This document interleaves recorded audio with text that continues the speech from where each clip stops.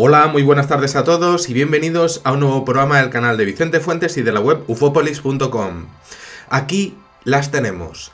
Son dos microfotografías de dos escamas de obsidiana, un tipo de roca ígnea, es decir, volcánica, perteneciente al grupo de los silicatos, con una composición química de silicatos alumínicos y un gran porcentaje, un 70% mayor de óxidos silícicos, que han sido encontrados en el lago Hurón al noreste de los Estados Unidos. Estas piedras, estas muestras, pues han sido encontradas allí y bueno, pues resulta que se usaban para cazar y eran muy valoradas hace más de 10.000 años, en la prehistoria.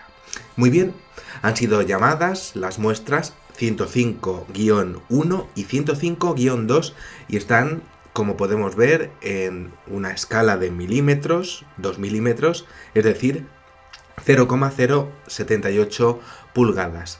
Y lo increíble es que fueron transportadas desde un yacimiento situado a 4.000 kilómetros de distancia desde Wagontaire al noreste de los Estados Unidos, desde allí al centro del actual estado de Oregón, es decir, a la otra costa. Fueron llevadas allí hace 9.000 años, lo que significa que esa área, bueno, pues no estaba sumergida, sino que era un pantano del tipo subártico.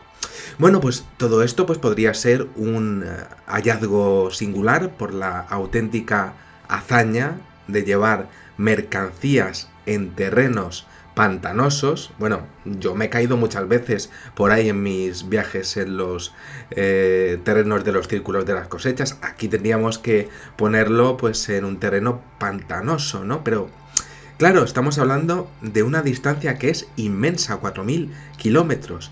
Y el problema es que normalmente en el periodo que existe entre los años 8.000 y 10.000 años antes de Cristo, pues los transportes de mercancías alcanzaban un máximo de 1.000 kilómetros. Luego, ¿quién llevó aquellas piedras allí? Bueno, aquí tenemos el mapa del inmenso territorio de los Estados Unidos que tuvieron que abarcar en su transporte y claro, ¿qué seres humanos harían algo así? Ahí está Wagontaire al oeste y el yacimiento de A1, que es el lugar en donde se han encontrado las piedras. Ahí se observan las distancias en kilómetros y en millas. Luego, claro, ¿cómo lo hicieron? ¿Quién pudo hacer algo así? Ningún homínido disponía de tal tecnología de transporte en aquel entonces para realizar tal hazaña, por mucho mercado de intercambio de mercancías que existiese en aquellos tiempos, en aquel territorio. Esta es la distancia que cubrió en Norteamérica en un hallazgo que, desde luego, pues no tiene precedentes, es un hallazgo extraordinario. Hablamos de algo que sencillamente no se ajusta a la tecnología de transporte de aquella época. Traducción: aquellas piedras no deberían estar ahí de ninguna manera y están. Este OPART, es decir, objeto fuera de su tiempo, imposible en su existencia, pues ahora mismo es visible en la ciencia del siglo XXI, lo hemos descubierto y no debería estar ahí. Y además es que constituye, según Ashley Lemke, que es antropóloga de la Universidad de Texas, pues es un hallazgo sin precedentes en la biología y la geología de los seres humanos. Fueron encontradas en la parte central del lecho del lago Hurón a 32 metros de profundidad.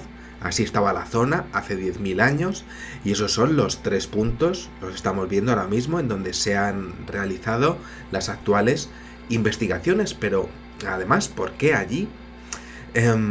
¿Y cómo pudieron cubrir tantísima distancia? No tiene sentido. Su rareza además ha sido contrastada con piedras de esa época y desde luego pues una de las cosas que más ha llamado la atención es que estaban impolutas, es decir, que no fueron utilizadas para realizar ningún ritual durante el viaje. Porque claro, podemos entender que se hubiesen utilizado para cazar o durante ese viaje, o para realizar algún tipo de efectivamente de rituales para los dioses, ¿no? Pero no, es que están perfectas. ¿Cómo es posible que pase esto? Bien, todo un viaje desde ese yacimiento en particular, como decía, a 4.000 kilómetros, y bueno, pues una investigación que se ha corroborado gracias a análisis con fluorescencia de rayos X y activación de neuronas. Claro, ¿sería posible que hubiese un mercado con seres que intercambiasen estas piedras? Sí, pero no a una distancia tan grande. Claro, estoy seguro de que nuestros antepasados tuvieron que vivir grandes aventuras para tratar de sobrevivir con intercambio de mercancías, pero este hallazgo resulta, según el equipo de Lemke, esto lo han publicado en la revista científica PLOS ONE, pues este hallazgo es que no se corresponde en años, en eras, en distribuciones y en mercados de armas con lo que se estaba realizando en aquella época. Es decir, no podían estar ahí y sin embargo estaban.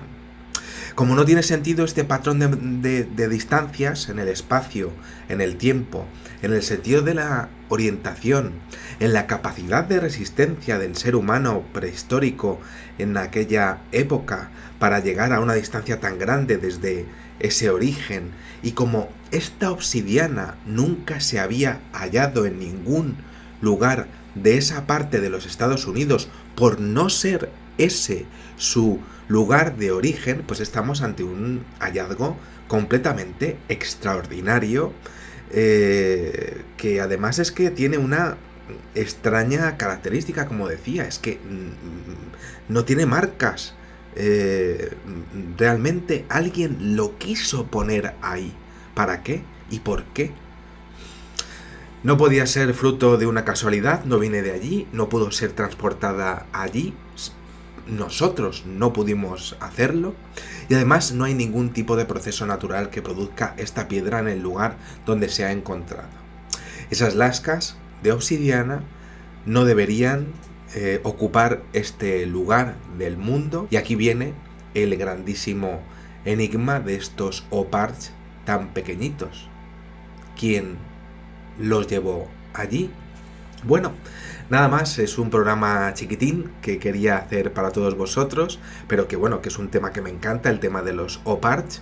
Y bueno, pues si queréis que mi canal pues siga adelante, pues podéis comprar mi libro de Paraísos Marcianos, que bueno, pues tenéis los links para comprarlo en el cajetín de comentarios y de descripciones de este vídeo, ¿no? Bueno, pues nada, lo dicho, pues eso, muchísimas gracias, y como digo siempre, en una vida hay muchísimas vidas. Adiós.